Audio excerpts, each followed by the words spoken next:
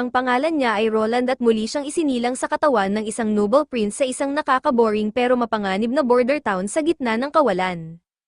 Isang matandang lalaki ang pumunta para kunin ako, pero bago pa siya makakatok ay nasalubong niya ang isa sa mga maid na kakaserve lang sa akin. Sinabi nitong natutulog ako, pero iba ang sinasabi ng kanyang mga mata, yung makulit at kinakabahang tingin ng isang taong may tinatagong sikreto. Pumasok ang matanda at nakita niya akong walang malay. Nakahandusay sa sahig ang isang wine goblet, hindi pa niya alam noon, pero sa mismong sandaling iyon, patay na ang tunay na prinsipe, at doon ako nagsimulang kontrolin ang katawan niya. Nagising ako habang sinusubukang intindihin kung ano bang nangyayari. Agad akong pinatayo ng matanda, may isang witch na kailangang e-execute, at ako ang dapat magbigay ng utos. Samantala, sa labas, rinig ko ang nagwawala at sumisigaw na mga tao. Isang batang babae ang binabato habang sumisigaw ang lahat ng witch. Witch, at ang mga nobles, nakaupo lang sila sa balcony, umiinom ng wine na parang nanonood lang ng palabas na may VIP access. Doon ko tuluyang na-realize, na reborn ako bilang isang prinsipe. Pinakalma ko ang sarili ko, naglakad-lakad sa kwarto, at napansin ang lason na wine goblet sa sahig. May pumatay sa original na may-ari ng katawan na ito. Nang lumabas na ako, literal na napanganga ako dahil hindi ko pa rin lubos may paniwala na nasa ibang mundo ako. Sumisigaw ang buong crowd na authorize ko ang pagbitay sa witch. Sa gitna ng kaguluhan, napansin ko ang parehong maid kanina na nakatitig sa akin ng gulat na gulat dahil buhay pa ang prinsipe, dahil buhay pa ako. Tiningnan ko ang tinatawag nilang witch at napagtanto kong isa lang siyang batang babae. Para sa akin, sobrang baliw ng sitwasyon, pero dahil kailangan kong magpanggap bilang prinsipe, nag-utos ako na idlay ang trial. Agad akong kinontra ng Royal Knight, hindi raw pwede iyon. Kapag nakilala na ang isang witch, kailangan siyang patayin agad kung hindi ay mas marami pang witch ang darating. Kaya sumagot ako, at bakit naman masama iyon, kapag mas marami silang dumating, sabay-sabay natin silang mahuhuli. Natigilan siya, at sa isang iglap, na-postpone ang trial. Pagkatapos, sakay ako ng carriage pabalik sa mansion, at hindi ko namamalayan na katabi ko lang ang mismong taong naglason sa akin, patuloy na nagpapanggap bilang inosenteng maid. Pagdating namin, dumiretso ako sa kwarto at sinubukang i-proseso ang lahat. Nakulong ako sa katawan ng isang prinsipe na walang kwenta, walang respeto, walang totoong kapangyarihan, at nasa isang madilim at atresadong mundo. Naisip ko, ano bang gagawin ko dito? Pagtingin ko sa salamin, napaisip ako, okay, at least gwapo naman siya. Kaya nagdesisyon akong sulitin ang sitwasyong ito. Nang maghapunan, dumating ang royal advisor at diretsahan akong tinanong kung bakit hindi ko inutusan ang execution ng witch. Hindi raw yun simpleng bagay na pwedeng palampasin. Casual kong tinanong kung bakit ganoon kalaki ang isyo ng pag-execute sa isang witch. Ipinaliwanag niya na may mga tao raw na nakakita ng mas marami pang pinaghihinalaang witch sa Western Forest, at may natagpuan silang simbolo, ang emblem ng Witches Cooperative Association. Wala akong ideya kung ano iyon, kaya nagtanong ako. Ipinaliwanag ng advisor, dati, ang mga witch ay kumikilos ng mag-isa, pero ang association na ito ay gustong pag-isahin silang lahat sa iisang misyon, ang hanapin ng tinatawag na Sacred Mountain, ang tanging lugar kung saan makakahanap ang mga witch ng eternal peace. Dahil dito, tuloy-tuloy silang nagre-recruit, walang emosyon akong nagtanong, natatakot ba kayo na kapag nalaman nilang buhay pa ang witch, pupunta sila rito para iligtas siya? Agad siyang nataranta at kinumpirma iyon, habang diin na diin niyang sinabi na kailangan ng e-execute ang witch dahil kapag nagising ang power ng isang witch, napakadelikado nito. At sa salitang, power, biglang naliwanagan ang mga mata ko. Ipinaliwanag pa niya na ilang araw na ang nakalipas, gumuho ang minahan sa Northern Ridge at doon daw ipinakita ng witch ang kanyang kapangyarihan, sinunog niya ang isang lalaki hanggang matuno ito na parang kandila at kumalat sa sahig. Pagkarinig ko noon, naisip kong kailangan ko siyang makita mismo. Halos mabaliw ang matanda sa reaksyon ko, tinanong ko rin kung bakit hindi siya sinusunog sa stake gaya ng nakasanayan, at seryosong sagot ng advisor, dahil hindi siya natatakot sa apoy. Bilang isang galing sa modern world, iniisip ko na puro kalokohang fantasy lang ito. Bumaba ako sa dungeon para makita ko mismo ang katotohanan. Nakiusap ang knight na umatras na lang ako dahil hindi niya kayang siguruhin ang kaligtasan ko doon. Tumingin ako sa kanya at sinabi, kung hindi mo haharapin ang kasamaan, paano mo ito matatalo? Sumang-ayon siya, pero sumagot pa rin, may limitasyon ang kayang gawin ng tao. Ang pagiging pabaya ay hindi katapangan, dahil kumbinsido pa rin akong isa lang siyang babaeng hindi naiintindihan, sinabi ko, so ang ibig mong sabihin, dapat parusahan natin ang mahihina at balewalain ang mas malalakas. Humingi siya ng paumanhin, pinigilan ang sarili, at nagpatuloy kami. Nang marating ko ang selda ng witch, natigilan ako. Napakaganda ng babae, malalim na asol ang mga mata na walang bahid ng kasamaan, kundi isang matibay na paninindigan. Kahit nakagapos siya, agad naging alerto ang knight. Nagpakilala ako at tinanong ang pangalan niya, mahina niyang sagot, Ana. Hiniling kong ikwento niya ang lahat, si Ana, halatang wasak at nagdadalawang isip, ay nagsalita, nang gumuho ang minahan, naipit ang paa ng kanyang ama na isang minor. Tumakbo siya para tulungan ito, pero may ibang minor na sinamantala ang kaguluhan para nakawin ang perang pinaghirapan ng kanyang ama sa buong buhay, isang habang buhay na sakripisyo, na wala lang sa isang iglap. Kahit sugatan at naipit, lumaban ang kanyang ama, at nang dumating si Ana, nakita niyang itataas na ng magnanakaw ang pickaxe para hampasin ang ulo ng kanyang ama, kaya nang walang pag-aalinlangan, pinatay niya ito. Tinanong ko kung paano siya nahuli, at ang advisor na ang sumagot, isang sagot na tumama sa akin ng diretso.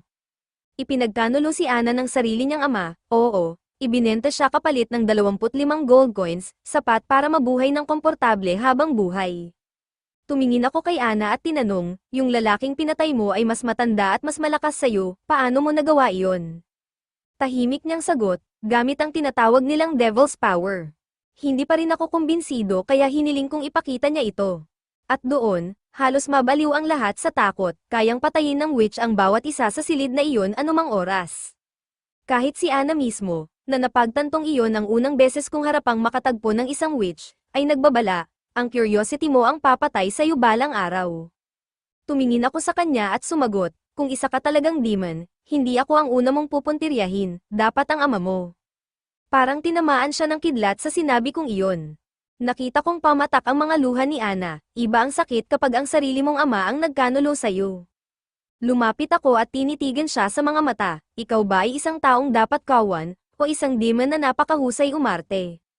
Kahit pilit akong pinipigilan ng knight, hinublat ko ang collar na nagsasel ng power ni Ana habang ang lahat ay nagkagulo, sinusubukan akong pigilan at sabay-sabay na tumatakbo palabas sa matinding takot. Doon ko mismo nakita, ang hilaw at napakalakas na power ng babaeng iyon. Sumabog ang apoy sa loob ng selda, sumigaw ang knight na tumakbo na ako, pero sinabi kong sandali lang. Napansin ko na kinokontrol ni Ana ang apoy, pinananatili ito sa loob lang ng selda. Pinanood ko siyang lumapit sa akin, habang tuluyang nasusunog ang kanyang mga damit, hanggang sa pinatay niya ang apoy, at sa kalmadong boses na nagdulot ng pangingilabot, sinabi niya, My Lord, satisfied na ba ang curiosity mo? Sinabi ni Ana na ngayong nakita ko na ang lahat, pwede ko na siyang e-execute. Pero hinubad ko ang sarili kong cloak at ibinalot iyon sa kanya, sabay sabing hindi ko siya papatayin, kabaliktaran pa nga, gusto ko siyang i-hire. Kinabukasan, mag-isa akong nakaupo sa kwarto, iniisip ang power ni Ana. Sa dati kong buhay, isa akong engineer at kabisado ko ang thermodynamics.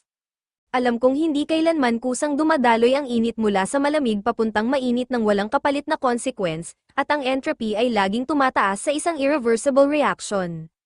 At doon ko na-realize, binabalewala lang iyon ni Ana. Nakakagawa siya ng init mula sa wala, nilalampasan niya ang batas ng entropy na parang walang halaga. Napanganga ako, ang power ng mga witch ay sobrang baliw, at sobrang convenient. Doon ko narinig si Barev na pumasok sa kwarto, diretso akong nagtanong kung natapos na ba niya ang task. Walang pag-aalinlangang kinumpirma ni Barev, na hang na raw ang witch noong tanghali, at ang prisoner ay may hood para walang makakilala kung sino talaga siya. Natuwa ako doon, pagkatapos, hiningi ko kay Barev ang kumpletong report tungkol sa trade ng Border City, mga taxes, fixed expenses, lahat mula sa nakaraang 10 taon. Humingi rin ako ng detalyadong breakdown ng production sectors ng lungsod, textiles, steel, ceramics, lahat. Si Barev, na sanay sa dating prinsipe na isang walang kwentang tao mula umpisa hanggang dulo, ay tumingin sa akin na parang pinasolve ko siya ng math problem sa buwan, at tinanong kung bakit ko kailangan ang mga iyon. Tumingin lang ako sa kanya at sinabi, huwag mo nang isipin. Ibigay mo lang ang hinihingi ko, pumayag siya at halatang gamaan ang loob, sinabing sa wakas ay signer e uso ko na ang royal decree.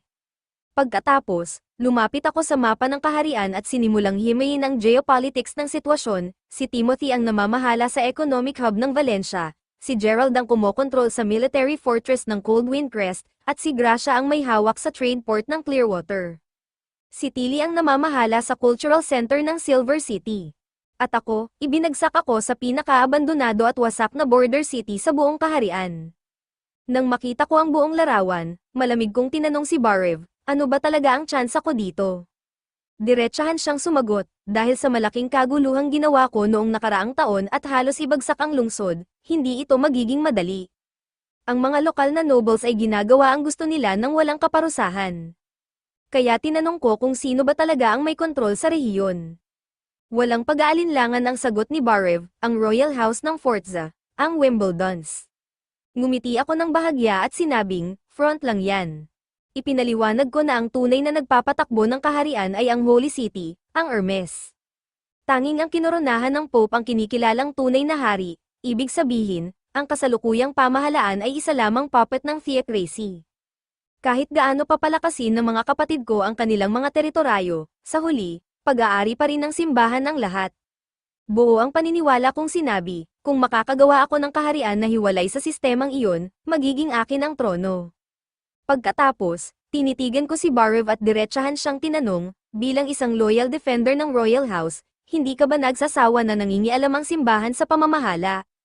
Sumang-ayon siya pero nagduda, malalim ang ugat ng kapangyarihan ng simbahan sa mga tao, ano raw ang magagawa namin laban doon? Kalmado akong sumagot, ang suporta ng mga tao sa simbahan ay dahil sa mga kasinungalingan nito. Kapag napatunayan nating nagsisinungaling sila, titigil ang mga tao sa pagsuporta. At ang pinakamadaling paraan para gawin iyon, patunayan na ang mga witch ay hindi incarnation ng devil. Nakita kong doon niya lang tuluyang naintindihan ang lahat, iyon ang tunay na dahilan kung bakit ko iniligtas si Anna. Tinitigan ko siya at sinabi, kapag nanalo ako sa Royal Decree, maaaring mawala ang titulo mong assistant. O baka mas lumayo pa, maging hand of the king ka. Mula noon, hindi na niya kinwestiyon ang mga desisyon ko. Umalis si Barev sa kwarto na halatang nabigla, ang knight, halatang hindi kampante, ay nagsabing nag-aalala siya na baka malaman ng ibang nobles na tinatago ko ang isang witch. Pero mas malalaki ang iniisip ni Barev kaya binaliwala niya iyon. Samantala, nalaman kong si Anna ay nasa hardin, nag-iisa at malalim ang iniisip. Kakasign lang niya ng equal terms work contract sa akin.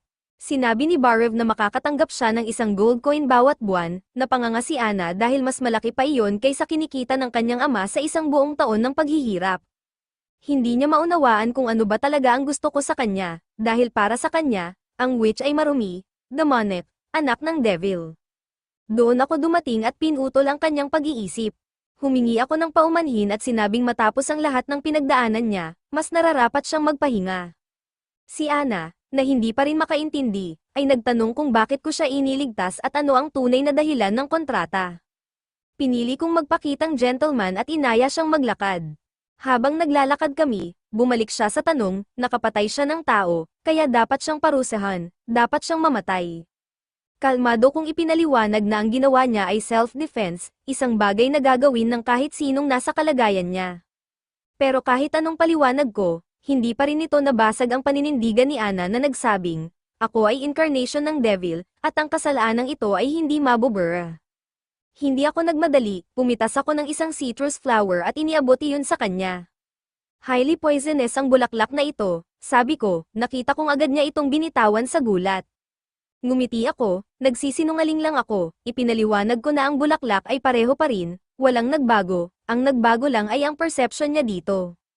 At ganoon din ang power ng isang witch, hindi ito mabuti o masama, natural lang ito. Ang lahat ng kwento tungkol sa impurity at sa pagiging devil ay puro opinion lang. At ang opinion, pwedeng mabago, pero lumaban si Anna, umiiyak habang sinasabi na masyado kong pinapasimple ang lahat, nakakatakot ang power niya at maaari nitong patayin ang kahit sinong lalapit sa kanya. Nang mapagtanto kong wala ng silbi ang pagpipilit, diretsahan kong sinabi, kung gusto mong mamatay, hindi kita pipigilan. Pero tandaan mo, hindi maayos ng kamatayan ang kahit ano. Patuloy na kamumuhian ng ama mo ang mga witch, at hindi na babalik ang lahat ng nawala sa'yo. At saka ko sinabi ang pinakamahalaga, pwede kang pumili ng ibang landas. Bumuo tayo ng mundo kung saan malaya ang mga witch. Nakita kong natigilan si Ana, sa mahina niyang boses, umamin siya, ayokong makasakit ng kahit sino. Gusto ko lang maging malaya, mag-aral, magbasa, kumanta ng malakas. Gusto ko lang mabuhay, at tinanong niya ako, na may kislap ng pag-asa sa mata, darating ba talaga ang araw na iyon? Iniabot ko ang kamay ko at sumagot, oo, pero kailangan nating magtulungan. Pinanood ko siyang tumingin sa kamay ko at magdesisyon, tutulungan niya ako. Kaya inutusan ko si Ana na sanayin ang kanyang power hanggang makontrol niya ito ng buo. Kinagabihan, nalaman ko na may isang misteryosong female assassin na nagpadala ng mensahe sa ibang mga witch tungkol sa ginagawa ko. Kinabukasan, matapos akong magpuyat sa pag-review ng mga dokumento, nalaman ko na ang Border City ay isang mining town na halos nilamon ng korupsyon ng mga nobles, at mas malala pa, wala itong agricultural production. Kaya tinanong ko si Baruv kung paano nila hinahandle ang food supply. Ipinaliwanag niya na ang lahat ng ore na napo-produce ay ipinagpapalit sa pagkain mula sa Longgang Fortress. Ang Border City ay parang pag-aari ng mga Long, na nagbibigay lang ng sapat na rasyon para manatiling nakatayo ang mga manggagawa. Si Baron Boris, bago ko pa makuha ang teritoryo, ay sunod sa Niren lang sa lungs, ibinibigay ang lahat ng ore kapalit ng kakarampot na pagkain. Nabanggit ko si Boris at sinabi kong hindi ko kailanman pinagkatiwalaan ang lalaking iyon. Alam kong sa pagkuha ko ng kanyang teritoryo, ginawa ko siyang kaaway. Kinumpirma iyon ni Barev, si Boris at ang ibang nobles ay may personal na interes na konektado sa Long Fortress. Wala silang pakialam kung gaano karaming or ang napo-produce, ang pagkain na ipinapadala nila ay sapat lang para manatiling buhay ang mga tao. Doon ako nagdesisyon, tatapusin ko na iyon ngayon, pinutol ko agad ang lahat ng trade sa fortress. Ipinaliwanag ko ang plano, ibebenta natin ang ore sa Willow City at direktang bibili ng pagkain mula sa kanila. Nag-alala si Barev na baka hindi tanggapin ng Willow City ang ganoong kalaking supply ng ore dahil hindi pa sila nakikipag-deal sa ganong scale. Pero kalmado kong sinabi, ibebenta natin ito sa kalahati ng market price. Sa ganong kalaking margin, hindi sila tatanggi. Kinabahan si Barev sa hinaharap dahil mauubos ang stockpile natin, pero ipinaliwanag ko ang long-term vision. Kapag nakapag-ipon na kami ng sapat na resources, saka kami mag-e-expand. Nasa mismong pinagmumulan ng ilog ang Border City, ang ilog na tumatawid sa buong kaharian. Kapag nagkaroon kami ng sapat na ships, kaya naming maglayag sa buong kaharian at makipag-trade sa lahat. Ang Rubywood River ang magiging Silk Road ng Border City. Nalito si Barev at sinabing wala namang silk na napo-produce ang lungsod. Napatawa ako, metaphor lang iyon, pero biglang bumigat ang usapan nang sabihin ni Barev na kung itutuloy namin ito, hindi na tatanggapin ng fortress ang mga residente ng lungsod kapag winter. Hindi ko agad naintindihan kung bakit namin kakailanganin ang fortress tuwing winter. Ipinaliwanag ni Barev, kapag winter, dumarating ang mga monsters. Nabubuksan ang parang gate ng impyerno sa loob ng Dragon Spine Mountain at kinokorrupt nito ang mga hayop, ginagawa silang bloodthirsty demonic beasts. Umaatake sila ng maramihan at winawasak ang lahat sa daraanan nila. At dahil walang pader ang lungsod, taon-taon, ang mga residente ay nagtatago sa loob ng Long Fortress sa loob ng ilang buwan. Doon tumama sa akin ang realidad, kung hindi namin masosolusyonan ang problema ng mga beasts, walang paraan para makapagpatatag ako ng kapangyarihan at makapagpatuloy ng trade. Pinatawag ko ang 2 patrol captains at isang lalaking nagsabing nakapatay na siya ng mga nilalang na iyon. Sinubukan magsalita ng isa sa mga captain, pero dahil kaharap niya ako, isang prinsipe, tuluyang natigilan at walang maayos na salita ang lumabas sa kanya. Yung isa namang captain ang sumalo at nagpaliwanag, sa pagtatapos ng autumn, binabantayan nila ang Misty Forest, at kapag may senyales ng paglitaw ng beasts, nagsisindi sila ng signal fires at agad na umaalis sakay ng bangka pababa ng Rubywood River papunta sa fortress. Tinanong ko kung inaatake ba sila sa ilog, at sinabi niyang malakas ang agos at napakalalim nito, sa buong kasaysayan, wala pang demonic beast ang nakatawid doon. Tinanong ko kung gaano katagal ang demonic months, at sumagot siya, 2 hanggang 3 buwan, hanggang lumino ang langit at matuno ang snow. Pero noong nakaraang taon, umabot ito ng 4 na buwan, at maraming namatay. Hindi ko maintindihan, kung nasa loob sila ng fortress, paano sila nagutom. Ipinaliwanag ng captain na ang pagkain ay ibinibigay base sa dami ng ore na nipapasa. Sa maingat na rationing, umaabot ito ng 3 buwan, Pero pagdating ng ika-4 na buwan, ubos na ang ore at wala ng paraan para makabalik sa lungsod para magmina, kaya namamatay ang mga tao sa gutom kahit nasa loob ng fortress. Doon tuluyang nag-click sa akin, hindi opsyon ang umasa sa Long Fortress. Lumapit naman ang hunter at nagpakilala, nakapatay na raw siya ng 2 beasts, isang mutant boar at isang mutant wolf. Ipinaliwanag niyang ang mga iyon ay mga hayop na kinurupt, at kung gaano kalakas ang hayop bago pa ito makorrupt, ganoon din kalakas ang magiging beast. Ang wolf ay nagiging mas mabilis, habang ang boar ay nagkakaroon ng balat na hindi kayang batasin kahit ng crossbow bolts. Napagpasyahan ko na kahit mas malakas at mas mabilis sila, hayop pa rin sila. Sumang-ayon ang hunter, pero nagbabala, may tinatawag na hybrid beasts, at iyon ang tunay na bangungot. Kaya nilang mag-transform, magpatubo ng pakpak, at dahil sa napalakas na pangamoy, kahit saan ka magtago ay mahahanap ka nila. Pinaglalaroan pa nila ang kanilang biktima bago kainin, na parang ine-enjoy nila ang paghihirap nito, tunay na mga demonyo. Tinanong ko ang pangalan ng hunter at kung bakit siya nananatiling tahimik at hindi nagpapakita ng sarili. Ipinaliwanag ni Carter na ang lalaki ay mula sa Sand People at ipinatapon mula sa Mojang Clan. Sinabi ko sa kanya na itaas ang kanyang ulo at matatag na sinabi, hindi mahalaga kung sino ka. Basta nasa border city ka, isa ka sa aking mga tao. Sabihin mo ang pangalan mo, itinaas ng lalaki ang ulo niya at sumagot, Iron Axe. Pinasalamatan ko silang lahat, pinuri ang bawat ambag nila, at inanunsyo na bibigyan ko sila ng tig 10 silver coins bilang gantimpala. Pagkatapos, isinama ko si Carter sa border kung saan sinisindihan ng apoy tuwing Demonic Month. Maingat kong pinag-aralan ang lugar at napansin kong ang mga lalaking nagsisindi ng signal fire ay diretso agad tumatakbo pababa ng bundok papunta sa ilog. Tinanong ko si Carter kung gaano kalayo iyon, at sumagot siya na humigit kumulang 600 meters.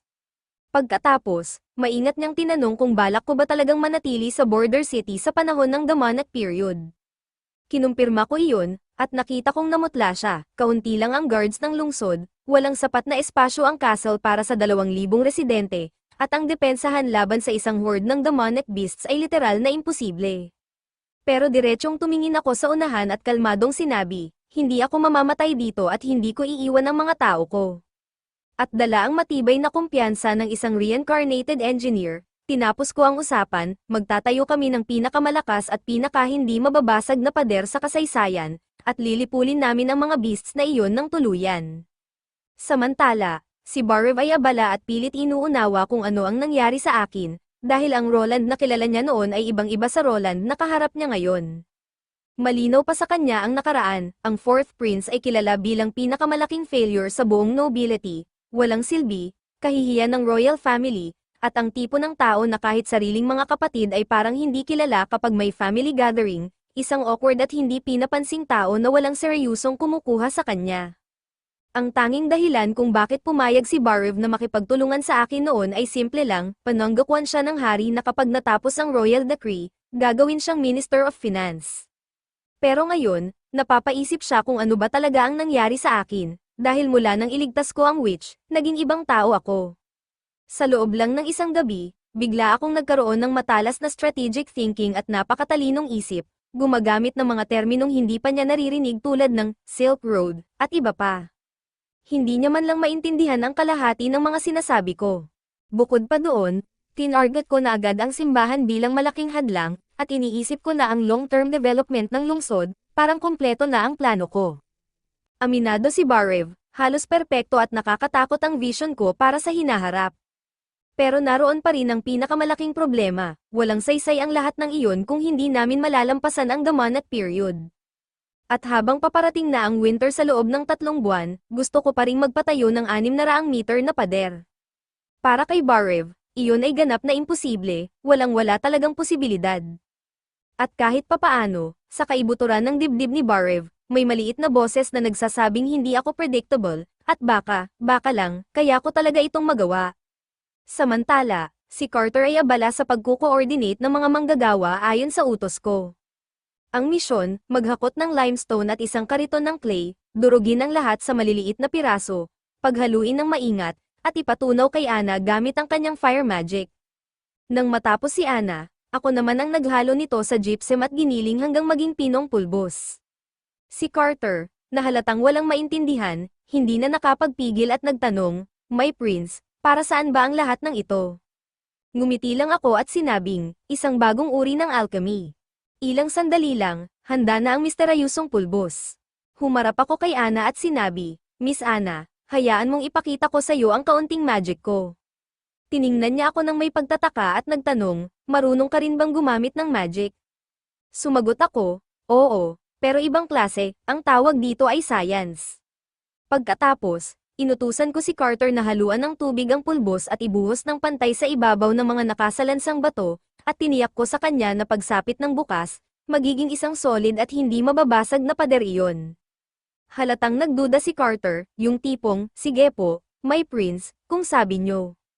Bumaling ako kay Ana at tinanong, "Ikaw, Ana, naniniwala ka ba?" Walang pag-aalinlangan ang sagot niya, "Kung sinabi mo, naniniwala ako." Kinabukasan, sinabi ko kay Carter na hampasin ang mga bato ng buong lakas. Kahit nagdududa pa rin, hinampes niya ito gamit ang pala, at tumalsik ang mga spark. Matigas na parang bakal ang mga bato, halos mabaliw si Carter sa gulat at agad siyang nagsimulang magkwenta, gamit ito, kaya nilang magtayo ng pader sa buong border sa loob ng 5 taon, mapapatibay ang castle, at marami pang iba. Pero mas malayo na ang iniisip ko, mahina kong sinabi sa sarili ko na kaya nitong magpatayo ng 10,000 bahay, magbigay ng tirahan sa mga mahihirap, at magpasaya sa mga tao. Pagkatapos, tumingin ako ng may matibay na determinasyon at sinabi, "Magtatayo tayo ng mas maayos na tahanan para sa lahat, mga bahay na kayang labanan ang kahit anong panahon, na hindi masisira kahit ng bagyo o blizzard." Itinalaga ko si Carter bilang mamamahala sa konstruksyon ng pader at inutusan si Ana na gumawa ng bagong batch ng material araw-araw. Bago umalis, hindi na napigilan ni Carter ang kanyang curiosity at nagtanong, "Ano ang tawag sa himalang pulbos na ito, my prince?" Ngumiti ako at sinabi, "Cement." Ilang araw ang lumipas, nagkaproblema, mabagal ang progreso ng konstruksyon. Ipinaliwanag ni Barev na kahit dedikado si Carter, wala siyang karanasan sa construction, at para makapagtayo ng 600 meter na pader mula sa simula, kailangan namin ng isang bihasang architect, isang tunay na master builder na magbabantay sa bawat hakbang. Doon ko na-realize na kahit gaano kalakas ang cement, hindi nito kayang solusyonan ang lahat ng mag-isa. Inutusan ko si Barev na humanap agad ng mga stonemason, pero sinabi niyang walang ganong klaseng eksperto sa Frontier City. "Kung ganoon, maghanap ka sa iba," sagot ko ng walang pag-aalinlangan, "Long Fortress, Willow City, kahit saan." Samantala, sa kabilang bahagi ng lungsod, ang dating guro ni Ana ay naglalakad sa city center at huminto sa harap ng gallows. Nakatayo siya roon, nakatitig sa gallows, kumbinsidong doon binitay si Ana. Mabigat pa rin ang kanyang kalooban, dahil ilang araw pa lang ang nakalipas, isa pa niyang estudyante ang umamin na isa rin itong witch. Para bang pasan niya ang bigat ng buong mundo, doon may tumawag sa kanya, dahil isa siya sa iilang marunong magbasa, hiniling sa kanya na basahin ang notice na nakapaskil sa pader. Malakas niya itong binasa para sa lahat, may mga bakanteng posisyon, mga lalaking edad 20 hanggang 40 para magbasag ng bato, mga stonemason kahit anong kasarian basta may karanasan, general laborers, at mga master builder kahit anong edad basta may experience sa fortress construction o malalaking engineering projects. Malaki ang bayad, at ang master builder ay tatanggap ng hindi bababa sa isang gold royal coin bawat buwan. Nabaliw sa tuwa ang mga tao sa paligid, isang pagkakataong kayang magbago ng buhay. Agad na naisip ng guro na ito na ang tsansa na hindi pwedeng palampasin. Tumakbo siya papunta sa interview, nang makarating siya sa akin, nagpakilala siya, "Ang pangalan ko ay Carl Van Bait. Nagtatrabaho ako bilang guro dito sa lungsod, pero bahagi rin ako ng design at construction ng palace, pati na rin sa renovations ng ilang public facilities tulad ng Ashfort." Agad kumunat ang noo ni Barev, ang lahat ng construction sa Ashfort ay responsibilidad ng Stonemasons Guild. "Miyembro ka ba?" tanong niya. "Oo," sagot ni Carl. Dumiretso ako sa punto, sa construction ng Ashfort, nagkaroon ng collapse, at lahat ng miyembro ng guild ay pinatay. Huminga ng malalim si Carl at sinabing, kasinungalingan ng kumalat na kwento. Ipinaliwanag niya ang buong pangyayari, ang administrator noon, na tinamaan ng kasakiman dahil sa suhol, ang sumabutahe sa buong proyekto. Inutusan nitong gumamit ng ibang klase ng bato kahit paulit-ulit siyang binalaan na masisira ang structural integrity ng buong gusali. Binaliwala ng administrator ang lahat ng babala, nang mangyari ang aksidente, nagkunwari itong may mabuting intensyon, nakaligtas sa parusa, at ang mga stonemason ang pinatay. Nauna nang narinig ni Carl ang mga chismis kaya tumakas siya sa gabi at itinago ang kanyang pagkakakilanlan hanggang ngayon. Tinitigan ko siya ng diretso at tinanong, bakit mo ito ibinubunyag ngayon? Alam mong isinasapanganib mo ang buhay mo. Hindi siya umiwas ng tingin at sumagot, alam ko, pero kung hindi ako tumakas noon, patay na ako. Hindi ko pa kayang ilabas ang lahat, pero nakikiusap ako, bigyan mo ako ng pagkakataon. Buong buhay ko akong stonemason, kailangan kong itama ang lahat. Tinanong ko ang opinyon ni Barev, at diretsahan siyang sumagot, ayon sa batas, isa siyang fugitive at dapat patayin, pero base sa sitwasyon namin ngayon, ang pag-hire sa kanya ang pinakamainam na desisyon. Tumayo ako at buong autoridad kong pinatawad ang lahat ng krimen ni Carl at hinirang siyang master builder at miyembro ng administrative office. Napanganga si Carl, hindi siya makapaniwala dahil sigurado siyang mamamatay siya doon. Pagkatapos, inilatag ko ang mapa at ipinakita kung saan ko gustong itayo ang pader. Maingat niya itong pinag-aralan at sinabi, kung may 150 na tao, aabutin ng 3 taon ang buong proyekto. Nag-cross arms ako at sinabi, kailangan matapos bago dumating ang demonic period. Mabilis siyang nag-isip, inayos ang plano sa mismong sandali, at iminungkahing bawasan ang taas at lapad ng pader, sa 200 na tao, kaya raw maitayo ang foundation sa loob ng 1 buwan. Pero ang problema ay ang bato, mahirap durugin, mahirap dalhin. Kung mabibigyan kita ng sapat na bato sa oras, kaya mo bang tapusin sa loob ng 3 buwan? Putol ko, walang pag-aalinlangan ang sagot ni Carl, oo. Kung ganoon, ipapakita ko sa iyo ang kaunting magic ko. Nang makita ni Carl ang cement sa unang pagkakataon, halos mawalan siya ng ulirat. Nanlaki ang mga mata niya, nanginginig ang boses, at halos hindi makapagsalita habang sinasabing kung may ganitong material, hindi na nila kailangang i-proseso pa ang mga bato, ang bilis ng construction ay aakyat sa ibang level, at siguradong matatapos nila ang proyekto sa oras. Halatang gustong-gusto na niyang hawakan ito, pero bago ako umalis, nagpasya siyang ibahagi ang sikreto na matagal niyang tinatago. Doon bumaba si Anna mula sa hagdan, natigilan si Carl, nakatitig lang, hindi makagalaw. Akala ko patay na siya, mahina niyang sabi, ipinaliwanag ni Anna na si Carl ang guro na madalas niyang banggitin sa akin. Hindi na napigilan ni Carl ang emosyon niya, sinabi niyang ilang araw na siyang binabangungot tungkol kay Anna, na lubos siyang nasaktan sa nangyari, at ang makita siyang buhay ay isang ginhawang hindi niya maipaliwanag. Lumuhad siya sa harap ko at nagpasalamat dahil hindi ko pinatay si Anna. Matatag kong sagot, hindi ko tinitingnan ang mga witch bilang incarnation ng devil. Hindi ko sila hahabulin tulad ng utos ng simbahan, hindi ko sasaktan si Anna. Doon ibinunyag ni Carl, may isa pang witch sa lungsod. Bahagya akong napangiti, isang batang babae, ang pangalan ay Nana, sabi niya. Nalaman lang nito ang pagiging witch niya ilang araw na ang nakalipas. Pero si Carl, na mali ang pagkaintindi sa sitwasyon, ay nagsimulang magpasalamat at nagsabing napakaswerte ni Anna na mapabilang sa harem ko, at kahit bata pa si Nana, balang araw ay magiging maganda rin siya at pwedeng, doon na tuluyang natawa si Barev. Huminga ako ng malalim at ipinaliwanag ng mahinahon, Carl, mali ang pagkaintindi mo. Iniligtas ko si Anna dahil kailangan ko ang tulong niya. Dahil sa kanya kaya kong gawin ang cement, yun lang. Walang iba, namula si Carl ng todo sa hiya, pagkatapos, inaya ko siya sa isang hiwalay na usapan. Habang naglalakad kami, tahimik akong binalaan ni Barev, si Nana ay anak ng isang noble, si Baron Tigway Pine, at kapag nalaman ng ibang nobles na isa siyang witch, magiging komplikado ang lahat. Kaya sinabi ko kay Carl, bilang guro ni Nana, na dalhin siya sa akin sa oras ng kanilang lesson, at inutusan ko si Barev na ihatid siya sa kitchen nang hindi halata. Maya-maya, dumating si Nana, sa pamumula ng kanyang mukha, halatang may nasabi si Carl na hindi dapat. Nagpakilala ako at inanyayahan siyang umupo sa mesa. Nahihiya siya, may halong pagdududa sa kanyang mga mata, kaya inilabas ko ang pinakamabisang sandata laban sa kahit sinong babae sa mundong ito, pagkain. Halos bumigay si Nana, halos lang, pero napigilan pa rin niya ang sarili niya sa huling sandali. Doon bumaba si Anna mula sa hagdan, pagkakita ni Nana sa kanya, agad siyang umiyak at sumigaw, Big Sis Anna.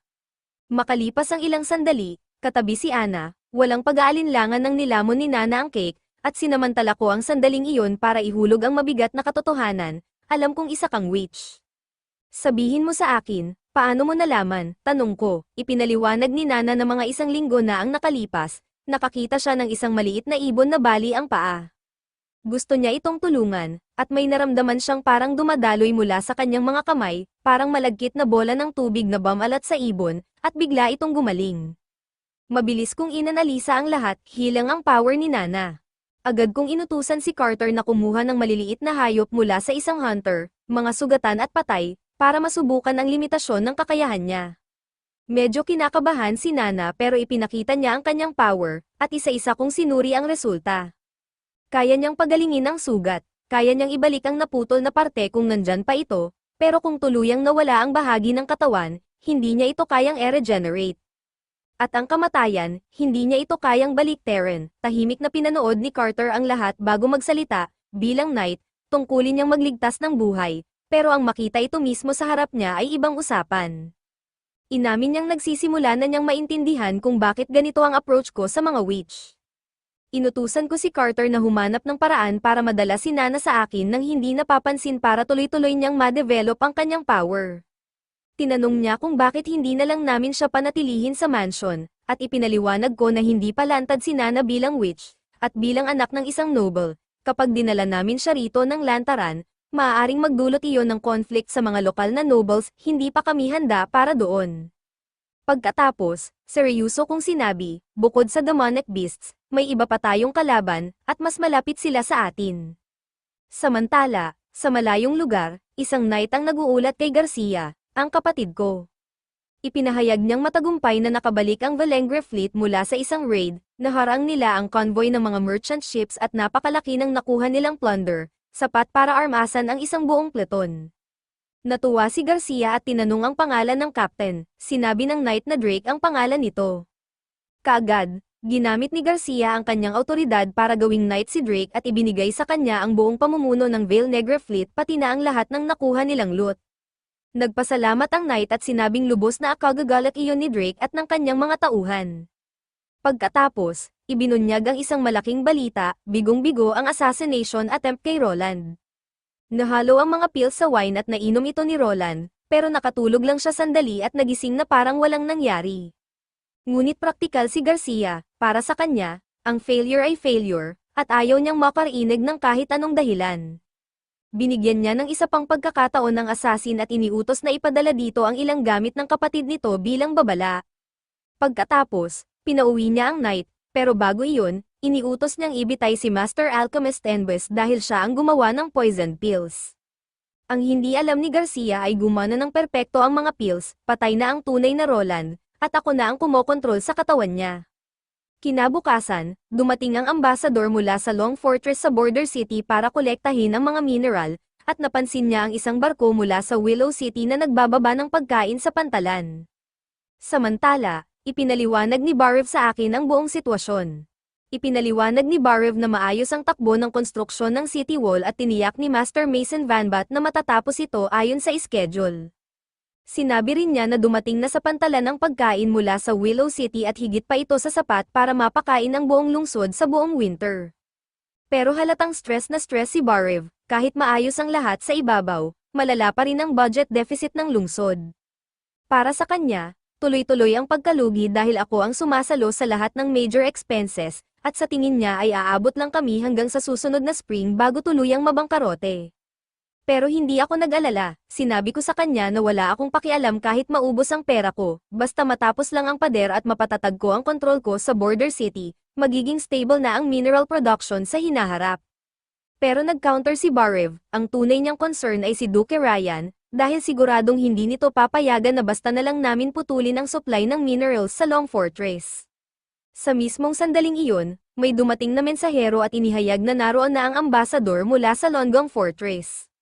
Inutusan ko si Barev na maghanda ang kitchen staff ng isang marangyang banquet gamit ang bagong dating na pagkain, isang tahimik na pagpapakita na hindi na pagkain ang tanging leverage ng Long Fortress laban sa amin. Sa dining room, halatang litong-lito ang ambasador kung saan nanggaling ang ganitong karaming dekalidad na pagkain, dahil dati ay ang fortress ang nagsusupply sa Border City. Napansin din niya ang paraan ng pagkain ko at tinanong kung ano ang gamit kong utensils. Sinabi kong chopsticks ang tawag doon, at balak kong gawing normal ito sa buong lungsod dahil mas mura ito kaysa silver flatware, gawa sa kahoy, at mas hygienic pa. Sinamantala ko na rin ang pagkakataon para magpasaring, kahit puno ang mesa. Sinabi kong wala talagang masarap na pagkain sa Border City at pagtiyagaan na lang niya ang nasa harap niya. Naguluhan siya pero nagpasalamat pa rin. Pagkatapos, ibinunyag ko ang totoo, lahat ng pagkain sa hapag ay bagong dating lang mula sa Willow City noong araw ding iyon. Nang ma-realize niya na sa kauna-unahang pagkakataon ay nakikipag-trade na ang Border City sa Willow City, tuluyang natigilan ang ambasador. Pagkatapos ng hapunan, dumiretso kami sa mahalagang usapan. Sinabi niyang naparito siya para ipaalam na lampas na sa deadline ang delivery ng minerals ng Border City, at nakahanda na ang Long Fortress na ipadala ang pagkain na kapalit nito. Ipinaliwanag ko ang landslide na nangyari sa minahan at kung paano nito pansamantalang pinatigil ang production, at nakamakailan lang ito muling bumalik sa normal, kaya sa ngayon ay may stock lang ako na katumbas ng 2 buwan na production. Tinanong niya kung bakit hindi ko na lang muna ibigay ang 2 buwang iyon, kaya diretsahan kong sinabi, ang 2 buwan na minerals ay hindi sapat para masigurong may pagkain ang mga tao ko. Ipinaliwanag ko na 2 taon na ang nakalipas, maraming tao sa Border City ang namatay sa gutom dahil sa kakulangan ng pagkain, at malinaw kong sinabi na hinding-hindi ko hahayaang maulit iyon. Pagkatapos, sa matigas kong tinig, idineklara ko, ang sistemang ito ng palitan sa fortress ay kailangang wakasan. Sinabi ko sa kanya na naibenta ko na ang lahat ng minerals sa Willow City at nabili ko na ang lahat ng pagkain na kailangan ng mga tao ko para makaligtas sa winter, at ipinunto ko na mas maganda ang deal sa Willow City kaysa sa fortress. Doon naintindihan ng ambasador ang tungkol sa mga barkong nakita niya kanina. Saglit siyang nag-isip, at ipinakita kung gaano siya katalino. Naisip niya agad na dahil walang karanasan ang Willow City sa mineral trade, malamang ay kalahati lang ng market value ang ibinayad nila. Ibig sabihin, lugi ako. Idinagdag pa niya na dahil mas malakas ang Long Fortress at matagal nang may sistema, sila lang ang may kakayahang mag-handle ng ganoong kalaking volume ng minerals, at sa long term, sila pa rin ang pinakamainam na trade partner. Pagkatapos, nagmungkahi siya, ibenta ko ang minerals sa Fortress sa presyong 30% below market value para win-win sa lahat. Pinuri ko ang kanyang trading instincts at sumang-ayon na may punto ang kanyang proposal. Pero tinanong ko kung kaya ba niyang tiyakin na papayag ang lahat ng 6 na pamilya ng Fortress sa ganoong kasunduan. Sinabi niyang gagawin niya ang makakaya at babalik siya sa Fortress para maglatag ng bagong kontrata. Pumayag ako at hiniling na magdala siya ng magandang balita. Bago siya umalis, nagpahayag siya ng pag-aalala para sa Border City, 2 buwan na lang at darating na ang demon season, at mahaba at mapanganib ang biyahe papunta sa Fortress. Ngunit ngumiti lang ako at sinabi na hindi ko dadalhin ang mga tao ko sa fortress dahil magtatayo ako ng pader para ipagtanggol ang Border City at pamumunuan ko sila laban sa demonic beasts, at gagawin ko itong bagong frontier ng kaharian ng 40 Sensa. Sumakay siya sa kabayo at umalis patungong fortress na may malinaw na layunin, isang bagay na inaakala niyang makakabuti sa lahat. Samantala, uminom ako ng wine at napabuntong hininga dahil alam ko na kung paano mag-isip ang mga nobles, at kahit gaano kaganda ang intensyon ng ambasador, hindi kailanman papayag ang 6 na pamilya ng fortress sa bagong terms. Nang makarating ang ambasador kay Duke Ryan, ibinahagi niya ang lahat ng nalaman niya tungkol sa Border City at sa usapan namin. Pinagtawanan lang ito ng mga nobles, sinasabing ang simpleng pagtatayo ng pader ay magdudulot lang ng kamatayan sa lahat sa Border City. Tinanong ni Duke Ryan si Boris kung ano ang alam nito tungkol sa pader, pero lumabas na wala itong maayos na sagot, isang ganap na walang silbing noble, kaya halatang nadismaya ang Duke. Dahil alam niyang matalino si Ambassador Petro, hiningi niya ang opinyon nito. Sinabi ni Petro na naniniwala siyang ang layunin ni Prince Roland ay pilitin silang magsagawa ng transaksyon gamit ang currency imbes na pagkain, at dahil ipinadala si Roland sa ilalim ng Royal Decree, iyon ay may loika. Sinabi niya na kung mula sa puntong iyon ay mabibili nila ang minerals sa presyong 30% below market value, magiging magandang deal pa rin ito, at kung makokontrol nila ang Border City, sa long term ay makakatipid sila ng malaki sa pakikipaglaban sa demonic beasts at magagamit pa ang malawak na lupain sa pagitan ng fortress at lungsod para sa farming. Idinagdag pa niya na dahil 5 taon lang ang bisa ng Royal Decree, aalis din si Roland sa lungsod kalaunan, at may iwan sa kanila ang isang maunlad at makapangyarihang syudad. Kaya iminungkahi ni Petrov na magpadala sila ng mga tao para tulungan si Roland laban sa demonic beasts at bilhin ang minerals sa presyong 30% below market price. Ngunit natawa lang ang mga noble sa kanya, at kahit inamin ni Duke Ryan na may punto ang suhestyon, ipinakita niya ang kanyang kapangyarihan at sinabing kahit maganda ang ideya, iyon ay pananaw lamang ng isang merchant, ang mga merchant daw ay nakikita lang ang kita at lugi. Idineklara ng Duke na hindi siya umangat sa posisyon niya sa pag-iisip lang ng profit at loss, at tinanong kung bakit siya makikipag-deal sa isang taong hindi niya kayang kontrolin.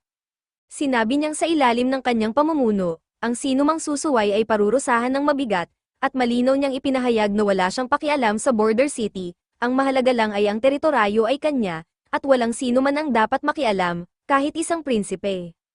Kinabukasan, nagtipon ang lahat sa gitna ng lungsod. Sinimulan ko ang aking talumpati, ang talumpating magbabago ng buhay ng lahat mula sa sandaling iyon. Idineklara ko na dahil sa pagguho ng minahan, tumanggi ang Long Fortress na magpadala ng pagkain para sa amin sa winter, at iniwan nila kami, tulad ng ginawa nila noon, para mamatay. Sinabi ko rin na binalaan ako ng mga astrologers ng 40 sensa na mas tatagal ang demon months kaysa karaniwan, lampas 4 na buwan, at kung pababayaan lang namin ito, mauulit ang trahedya ng 2 taon na ang nakalipas, o baka mas malala pa. Ipinaalala ko sa kanila ang mga mahal sa buhay na nawala sa kanila, at ang buong crowd ay napuno ng lungkot at galit. Pagkatapos, ibinunyag ko na nakabili na ako ng sapat na pagkain para makaligtas kami sa winter, tinapay, karne, dried meat, keso, at marami pang iba. Nanumpa ako sa pangalan ko na hindi ko hahayaang maulit ang nangyari 2 taon na ang nakalipas. Sumabog sa sigawan at pagchant ng pangalan ko ang mga tao. Ngunit binalaan ko sila na dahil dito, nagalit ang Long Fortress at nagbanta silang hindi na magbibigay ng shelter sa panahon ng winter. Pero pinyanatag ko sila, tulad ng nakikita na nila, nagtatayo ako ng matibay na pader sa kanlurang bahagi ng lungsod, at tiniyak ko na ang demonic beasts ay hindi mas malakas kaysa sa ordinaryong wild animals, hindi sila makakaakyat sa pader o makakanguya ng bato. Pagkatapos, sinabi ko, sa ngalan ko bilang prinsipe ng kaharian ng fort na, ang lahat ng may lakas at determinasyong ipagtanggol ang kanilang tahanan ay humawak ng armas at sumali sa milisya. Inanunsyo ko na bawat miyembro ng milisya ay tatanggap ng 25 real silver coins bawat buwan, at kung may mamatay sa laban, ang pamilya nito ay bibigyan ng 5 gold coins bilang kabayaran. At saka ko tinanong ang tanong na maghihiwalay sa matapang at sa duwag, mas pipiliin ba nilang tumakbo at magtago sa maruruming kubo ng Longgang Fortress at mamatay sa gutom na parang walang halaga, o mas pipiliin nilang sumama sa akin, ipagtanggol ang kanilang pamilya at kaibigan, at ipaglaban ang border city hanggang sa huling hininga. Sabay-sabay na umalingaw-ngaw ang sigaw ng mga tao, handa silang lumaban ng buong lakas. Pagkaraan, matapos kong kausapin sina Carter, Anna, at Nana, tinanong ko si Carter kung dumating na ba ang shipment na in-order ko noon. Kinumpirma niyang oo, pero nagtanong kung bakit ko kailangan ng napakaraming powdered snow at yelo. Sinabi ko lang na iyon ang susunod kong eksperimento. Kinagabihan, habang nasa kwarto ko, napansin ko ang isang baso ng wine na nakahanda, kinuha ko ito, at habang iaangat ko na sana para inumin, may narinig akong tunog ng maliit na bato na tumama sa bintana. Nang tingnan ko kung ano iyon, bigla akong nagulat, isang babae ang sumulpot at idiniin ang kutsilyo sa leeg ko. Sa harap ng tiyak na kamatayan, tuluyan akong nanigas. Nilamon ako ng takot, pero sa hindi ko maipaliwanag na dahilan, hindi ako pinatay ng babae. Tiniyak niya sa akin na hindi kami magkaaway, doon ko napansin ang simbolo ng Sacred Mountain at ang Magic Eye sa kanyang kasuotan. Pinuri niya ako dahil isa akong well-read na tao, pagkatapos, inalis niya ang kanyang hood at nagpakilala bilang si Nightingale. Napanganga ako sa sobrang ganda niya, at agad kong napagtanto na nakaharap ako mismo sa isang witch. Sinubukan kong itago ang kaba ko at tinanong kung ano ang ginagawa niya rito, dahil malinaw namang hindi niya balak akong patayin. Nagsimula si Nightingale sa pamamagitan ng pasasalamat sa akin sa hindi ko pagpatay kina Ana at Nana at sa mabuting pag-aalaga ko sa kanila. Lubos akong nabigla roon, ipinaliwanag niya na narinig niyang may isang witch na nahuli rito at pumunta siya para iligtas ito. Pero nagulat siya nang hindi ko pinatay si Ana, kaya naman, ginugol niya ang buong linggo sa pagmamasid kay Nana at natuklasan niyang isa rin itong witch. Sinabi ni Nightingale na kahit hindi niya maintindihan kung bakit hindi ko tinitingnan ng mga witch bilang monsters, gusto niya akong pasalamatan sa ngalan ng Witch Cooperation Association. Pagkatapos, lumapit siya sa aking kama at sinabing nakakapagod makipag-usap ng nakatayo kaya inanyayahan niya akong umupo sa tabi niya. Napansin ni Nightingale na nananatili pa rin akong tensyonado, na makatwiran naman dahil ilang minuto lang ang nakalipas ay may kutsilyo siyang nakatutok sa aking leeg. Kahit na takot ako, umupo ako dahil alam kong kung gusto niya akong patayin, matagal na sana akong patay. Huminga ako ng malalim at muling tinanong kung ano ang pakay niya rito. Marahang hinaplos ni Nightingale ang aking mukha at sinabing nakikita niya sa mga mata ng karamihan ang takot sa mga witch, pero sa akin, ang nakikita niya ay purong curiosity. Sinabi rin niya na gamit ang kanyang invisibility magic, nakasunod siya sa akin sa buong linggo. Nakita niya ang lahat, kahit ang mga kainahinala kong ginagawa bago matulog. Tinanong ko kung bakit ngayon lang siya nagpakita, ipinaliwanag ni Nightingale na kanina lang, ang aking head chambermaid ay pumasok sa aking silid para magbigay ng isang baso ng wine at may lihim na inilagay dito. Parang binangga ako ng isang truck tire sa realization na iyon, ang sarili kong head chambermaid ang naglason sa inumin ko. Ngumiti si Nightingale at sa mapanganib ngunit kalmadong tono ay sinabi, mukhang hindi pala ganoon ka-safe ang harm mo gaya ng iniisip mo, buddy. Napagtanto kong iniligtas niya ang buhay ko kaya nagpasalamat ako, pero agad niya itong binaliwala at sinabing iniligtas niya ako dahil iniligtas ko si Ana, kaya tabla na kami. Pagkatapos, bigla niyang ibinagsak ang balita, kailangan kong hayaan na isama niya sina Ana at Nana palayo rito. Nabigla ako at tinanong kung saan niya sila dadalhin. Sinabi ni Nightingale na dadalhin niya sila sa Witch Cooperation Association dahil doon sila tunay na nabibilang. Sinubukan kong unawain kung bakit iyon lang ang ligtas na lugar, at ipinaliwanag niyang doon lang makakapamuhay ang mga witch ng payapa, walang persecution, walang discrimination, at hindi kailangang magtago. Sinabi ko na sa border city ay hindi rin sila mape-persecute dahil nag-alok ako ng patas na kontrata at disenteng sahod. Sumang-ayon si Nightingale pero sinabi niyang may isang bagay na hindi ko kayang gawin, hindi ko sila magagabayan patungo sa Sacred Mountain. Ipinaliwanag niyang doon lang natatagpuan ng mga witch ang tunay na kapayapaan. Binanggit ko na nakakita ang aking mga tauhan ng bakas ng mga witch sa mga bundok sa Hilaga at tinanong kung sinusubukan niyang marating ang Sacred Mountain sa Impassable Mountain Range, pero agad niya itong tinanggihan at sinabing no comment. Pagkatapos, sinabi kong hindi ko siya pwedeng hayaan na basta kunin ang mga babae dahil magsisimula na ang Demon Month sa loob ng 2 buwan, at ang mga bundok ay matatakpan ng snow at mapupuno ng demonic beasts, kaya walang paraan na papayagan kong ilagay sa ganoong panganib sina Ana at Nana. Kaya iminungkahi ko na manatili muna si Nightingale at ang mga witch sa lungsod sa buong winter at saka nahanapin ang Sacred Mountain kapag mas ligtas na. Napagtanto ni Nightingale na para ko nang inaanyayahan ang buong association na pumunta sa lungsod.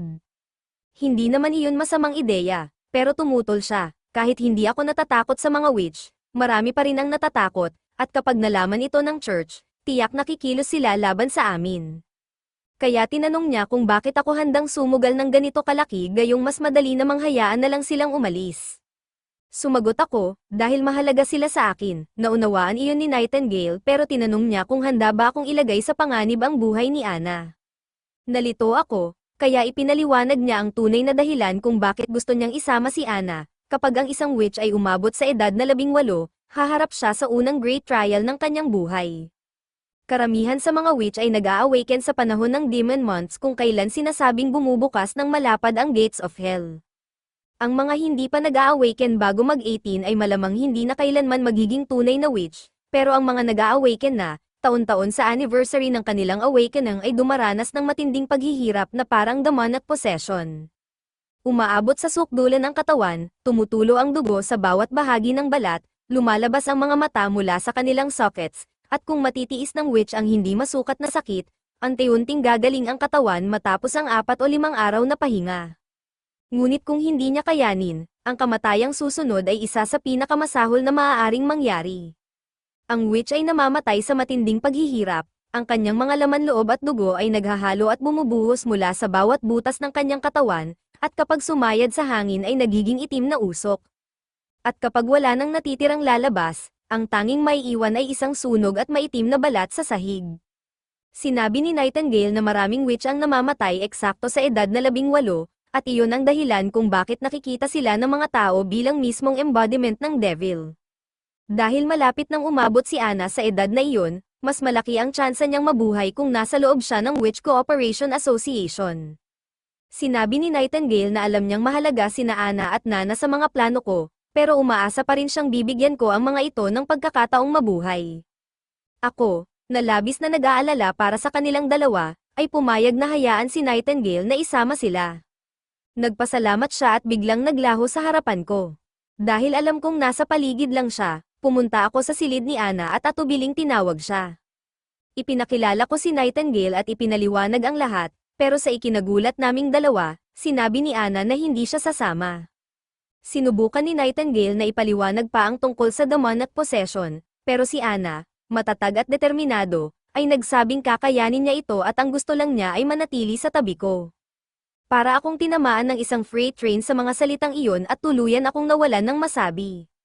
Dahil wala na siyang ibang magawa, kinilala ni Nightingale ang determinasyon ni Ana at nagpa siya na manatili muna sa lungsod ng mas matagal. Sinabi niyang dahil may karanasan siya sa pagharap sa demonic possession, matutulungan niya si Ana kapag dumating ang araw na iyon.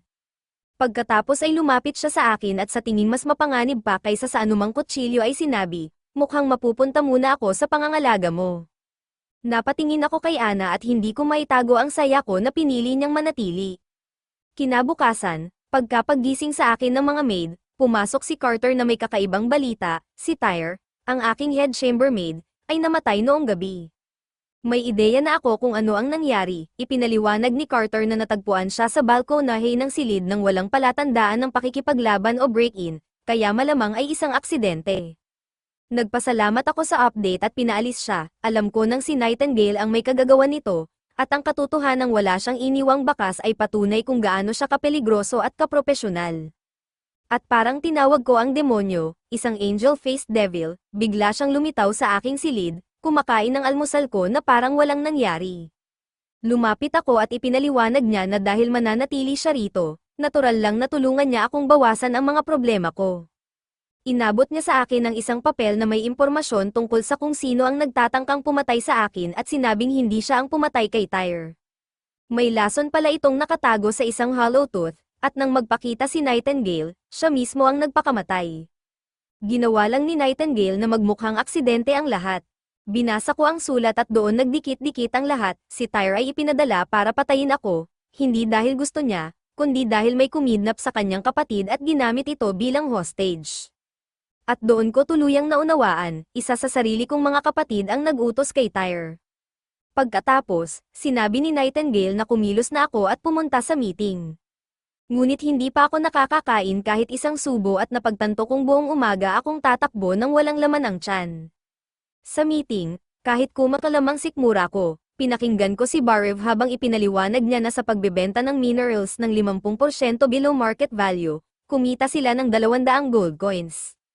Matapos ibawas ang lahat ng gastos tulad ng pagtatayo ng pader at pagpapakain sa mga tao, may natira pang 90 coins, sapat para malampasan ang winter. Pagkatapos, ipinaliwanag ni Carter na maayos ang takbo ng militia recruitment, malapit na nilang maabot ang target na 100 men, pero malaking problema ang training. Hindi mo naman maaasahan ang mga farmers at laborers na makipagsabayan sa demonic beasts, at karamihan sa kanila ay hirap pang humawak ng espada. Humingi ako ng mga suhestyon, at iminungkahi ni Carter na pumunta kay Baron Boris, iniisip na makakausap niya itong tumulong. Pumayag ako, kaya lalo siyang na-excite, ngunit sumabat si Barev at sinabing hindi naiintindihan ni Carter kung paano gumagana ang nobility, na masyado pa itong knave at napakalinis ng puso. Sumang-ayon ako at inamin na sumabay lang ako sa mungkahi ni Carter para mapasaya siya dahil alam ko nang hindi kikilo si Baron Boris para tumulong. Idinagdag ni Barev na nag-aalala siya dahil walang combat experience ang mga tao sa bayan, at dahil kulang ang swords at shields, marami ang mapipilitang lumaban ng walang armas. Sinabihan ko siyang mag-relax dahil walang lalaban ng walang dala, at inilabas ko ang blueprint para sa isang bagong uri ng magic na posibleng bumago sa buong mundo. Kalaunan, ginamit ko ang fire magic ni Ana bilang test bench at tinuruan siyang ituon ng apoy sa dulo ng kanyang daliri na parang blowtorch. Ang problema, lubos nitong naubos ang kanyang lakas at bumagsak siya sa mga bisig ko, namumula na parang kamatis. Dahil sa curiosity, tinanong ni Ana kung ano ang ginagawa ko, at sinabi kong makikita niya rin sa lalong madaling panahon at ito ang magbubukas ng pinto sa isang bagong era. Kinagabihan, pagbalik ko sa aking silid, ginulat ako ni Nightingale at ipinakita niyang kinuha niya ang drafts ng proyekto ko, sinasabing magiging kapaki-pakinabang ito sa association dahil may Fire Witch din sila roon. Hindi ako nag-alala at sinabi kong madali lang gumawa ng panibago. Pagkatapos, sa isang bihirang seryosong tono, sinabi ni Nightingale na naiinggit siya kay Ana dahil nakikita niya kung gaano ko ito tratuhin at kung gaano ko ito pinagkakatiwalaan, at matagal na raw mula nang maramdaman niyang magtiwala o pagkatiwalaan ng iba. Kinabukasan, sumakay kami ni Carter at nagtungo sa estate ni Baron Boris. Punong-puno ng excitement si Carter habang pinupuri ang mansyon nito na gawa sa pinakamagandang bato at kahoy sa rehiyon at nagkakahalaga ng higit 150 gold coins. Pagdating namin, sinalubong kami ni Boris ng sobrang plastic na papuri na halatang hindi totoo. Dumiretso ako sa punto, kailangan ng militia ng instructors, weapons, at mga bihasang mandirigma, at inaasahan kong tutugan siya at magpapadala ng kanyang mga knights para tumulong sa depensa ng lungsod. Ngunit pinatunayan ni Boris kung gaano siya kababa, sinabi niyang honored siya sa personal kong pagbisita pero tila napaka-unfortunate ng sitwasyon, at nagdahilan pa nakakabalik lang ng kanyang mga tauhan mula sa pangangaso at pagod na pagod ang mga ito. Pagkatapos, inutusan niya ang isang servant na mag-abot ng maliit na kahon bilang tulong. Excited itong binuksan ni Carter at tumambad ang isang pirasong gold coin. Halos sumabog si Carter sa galit, pero dahil inaasahan ko na ito, tumayo ako, nagpasalamat kay Baron Boris sa kanyang generous na ambag, at umalis nang hindi gumagawa ng eksena. Sa biyahe pa uwi, humingi ng paumanhin si Carter, inaamin na nadungisan niya ang pangalan ko at na ang asal ni Boris ay isang malaking kahihiyan sa Code of Knightly Loyalty.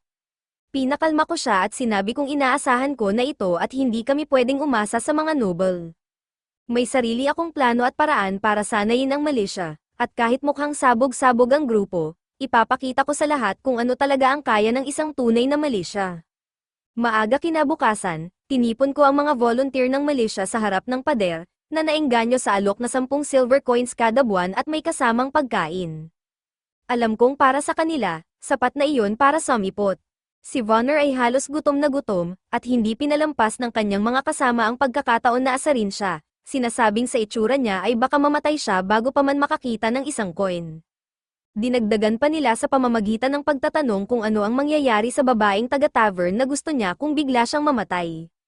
Pero hindi si Vonner ang tipo na papayag lang, bumawi siya at sinabing hindi siya mamamatay dito at magpo-propose siya sa babae sa susunod na taon. Nilinaw rin niyang isang dahilan lang ang pakay niya, pera, dahil paano nga naman siya makakapagpakasal kung wala iyon. Doon na inanunsyo ni Carter ang pagdating ko at inutusan ang lahat na pumila at mag-atensyon. Lumapit ako sa kanila at naramdaman ko ang mga tingin nila. Para kay Vonner, iyon ang unang beses na makakita siya ng royalty ng malapitan, lalo na sa isang nakalimutang border town tulad nito. Bago ang lahat, nagpasalamat ako sa kanila sa pagdalo at sa lakas ng loob nilang sumali sa isang mapanganib na misyon para ipagtanggol ang kanilang sariling bayan. Sinabi kong mula sa sandaling iyon, sila ay opisyal ng miyembro ng Border Town Militia. Binalaan ko rin sila na sa susunod na 1 buwan at kalahati ay dadaan sila sa matinding training, pero sulit ito para sa lahat. Ang sinumang makakapasa ay makakakuha ng dagdag na itlog sa tanghalian, at alam kong luxury food ang itlog para sa kanila. Agad na nagwala sa saya ang grupo, at naiintindihan ko kung gaano iyon kahalaga sa kanila. Pagkatapos, ipinakilala ko ang pinakamahusay na hunter ng lungsod na si Iron Hatchet. Napansin kong hindi gaanong natuwa si Carter sa presensya nito, pero hinayaan ko na lang. Ipinangako ko rin na ang sinumang magpapakita ng galing sa training at sa laban ay makakatanggap ng opisyal na ranggo, kahit saan pa sila nanggaling. Hindi na nag-aksaya ng oras si Iron Hatchet at sinimulan ang unang drill, kailangang tumayo ng hindi gumagalaw kahit isang kalamnan sa loob ng 30 minuto. Simple pakinggan, pero hindi madali, ang makakatagal ay makakakuha ng dagdag na itlog sa tanghalian. Nagsimula ang lahat, at pinanood ko si Vonner, na malinaw na pinakamahina sa grupo, na ibinibigay ang lahat ng kaya niya. At makalipas ang 30 minuto, nagtagumpay siya, halos lupaypay ang lahat, pero puno ng adrenaline dahil nakaya na nila. Iniulat ni Iron Hatchet kay Carter ang pagtatapos ng unang drill, at halata agad na hindi sila magkasundo. Tinawag ko si Carter para sa resulta, samantala, napansin ko si Vonner at ang grupo niya na kinakabahan, Dahil tulad ng karamihan sa mga commoner na humaharap sa nobility, wala silang kasiguraduhan na tutuparin ko ang sinabi ko. Pero bumalik si Carter na may balita, maganda ang performance ng lahat at lahat ay makakakuha ng itlog sa tanghalian. Nagwala sa saya ang grupo, may ilan na nagsabing mahigit isang taon na mula nang huli silang nakakain ng itlog. Inanunsyo ni Carter na magsisimula agad ang ikalawang round, ngayon, kung mananatiling hindi gagalaw ang lahat sa loob ng panibagong 30 minuto, makakakuha sila ng 2 itlog sa tanghalian, pero kung may kahit isang pamilya, walang makakakuha ng kahit ano. Bahagyang nanlumo ang grupo, pero nakita kong hinampes ni Vonner ang kanyang dibdib at nangakong ibibigay niya ang lahat para sa pangalawang itlog. Habang nagpapatuloy ang drill, napansin kong hindi mapakali si Carter kaya sinabihan ko siyang ilabas na ang nasa isip niya. Sinabi ni Carter na hindi niya kukwestiyonin ang mga desisyon ko, pero para sa kanya, ang grupong ito ay walang kaayusan, nakita na raw niya ito ng maraming beses, at ang ganitong klaseng mga tao ang unang tumatakbo sa battlefield. Dagdag pa niya, hindi niya makita ang punto ng training dahil hindi niya maintindihan kung paano makakatulong ang simpleng pagtayo ng hindi gumagalaw laban sa demonic beasts, at diretsahan niyang tinanong kung balak ko ba talagang gawing captain si Iron Hatchet, gayong wala itong kinabibilangang kaharian at walang sariling bansa. Kaya tinanong ko siya ng isang simpleng tanong, Carter, sa paraan mo, kaya mo bang gawing mandirigma ang mga ito na kayang makipaglaban sa demonic beast sa loob ng 2 buwan? Agad niya itong tinanggihan at sinabing aabutin iyon ng hindi bababa sa 5 taon. Kaya nilinaw ko na hindi ko sila sinasanay para maging warriors o knights at sa lalong madaling panahon ay makikita niya kung ano talaga ang binubuo ko. Ang hindi alam ni Carter, sinasanay ko sila para maging overpowered riflemen sa isang medieval na mundo. Nilinaw ko rin na parehong bahagi ng border town sina Iron Hatchet at ang mga witch. Pagkatapos, inabot ko kay Carter ang isang dokumento na naglalaman ng lahat ng instruksyon para sa mga susunod na drill at sinabi kong dapat sundin ng lahat ang nakasulat doon. Napansin ni Carter na isa sa mga utos ay kailangang matutong magbasa at magsulat ang lahat, at nagtataka niyang tinanong kung paano iyon makakatulong sa laban. Diretsahan kong sinabi, a powerful army is a smart and educated army. Sinabi kong natutunan ko iyon mula sa kasaysayan ng mankind, tumutukoy sa mga digmaan mula sa sarili kong mundo. Pagkatapos, pinanood ko ang grupo habang nilalantakan nila ang matagal na nilang inaasam na pagkain, kasama ang mga itlog, puno ng sigla at nagsasabing sulit mamatay para sa ganitong kasarap na pagkain. Habang tahimik na kumakain si Iron Hatchet, dumating si Carter at inanunsyo ang susunod na drill, kailangan nilang tumakbo ng 3 ikot sa buong border town, at malinaw na dapat matapos ito ng lahat kahit pa kailangan nilang buhatin ang hindi na kayang tumakbo, at kung magtagumpay sila, makakakuha sila ng isa pang itlog sa hapunan. Binati ni Carter ang lahat ng good luck, pero bago siya umalis, lumingon siya kay Iron Hatchet at sinabing matulog ito ng dilat ang isang mata. Pagsapit ng dapit hapon, pinanood ko ang lahat habang tumatakbo at lumapit ako kay Iron Hatchet. Ngunit si Vonner, kawawang lalaki, ang napatunayang pinakamahina sa grupo at bumagsak sa sobrang pagod. Halos umakyat pabalik sa kanyang lalamunan ang kinain niyang tanghalian, pero dahil sayang ang pagkain, nilunok niya ito muli at nagpatuloy. Sa huli, natapos din ng lahat ang drill, pero napansin kong may 3 tao na nawawala. Doon dumating si Vonner na buhat ng kanyang mga kasama na tumangging iwan siya, at agad na sumabog sa sigawan ang buong grupo. Kinagabihan, pinanood ko silang nagdiriwang sa paligid ng bonfire nang dumating si Carter at inanunsyo na oras na para sa panibagong training session. Mukhang nagulat si Iron Hatchet dahil hindi niya inaasahan ang night drill. Ipinaliwanag ni Carter na isa itong emergency briefing. Maya-maya, bumalik ako sa aking silid at nakita ko ang bago kong kasama, si Nightingale. Walang kabog-abog, sinabi niyang kinain niya ang bacon ko dahil baka lumamig ito. Hindi ko iyon pinansin at tinanong kung nakalimutan na ba niya ang asal sa harap ng isang prince, at sinabi kong noong una kaming nagkita ay mas magalang siya. Sa kanyang karaniwang sarcastic na tono, nagbigay siya ng sobrang exaggerated na bow at diretsahang sinabi na nag-order ako ng hapunan para sa 2, kaya hindi ba para rin sa kanya iyon. Ngumiti lang ako ng bahagya at nagpatuloy sa pagguhit ng aking mga blueprint. Lumapit si Nightingale at binanggit na napansin niyang lahat ng gastos sa Malaysia ay nanggagaling sa sarili kong bulsa. Sinabi ko na hanggat napoprotektahan nito ang lungsod, sulit ang bawat coin. Tinanong niya kung bakit ko tinuturuan ang lahat na magbasa at magsulat. Ipinaliwanag ko na makakatulong ang literacy para maintindihan nila kung ano talaga ang ipinaglalaban nila at nasa mga darating na laban, iyon ang mas magiging mahalaga kaysa sa anupaman. Sinabi ni Nightingale na sa ngayon, ang lahat ay lumalaban lang para mabusog ang kanilang tiyan. Sumang-ayon ako, pero sinabi kong ipapakita ko sa kanila kung ano ang ibig sabihin ng lumaban para sa isang tunay na layunin. Pagkatapos, tinanong ko siya kung bakit nakikipagtulungan ang mga witch sa laban. Sinabi niyang isa lamang silang grupo ng mga nawawalang kaluluwa na nagsama-sama para mabuhay at nasapat ng nakakapagod ang simpleng manatiling buhay.